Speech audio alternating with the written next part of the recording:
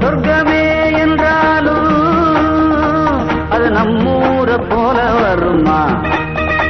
அட என் நாடு என்றாலும் அது நம் நாட்டு கீழாகுமா?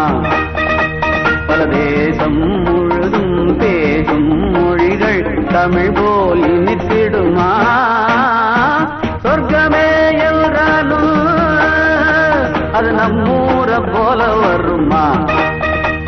அட என் நாடு என்றாலும் அது நம் நாட்டு கீழாகுமா?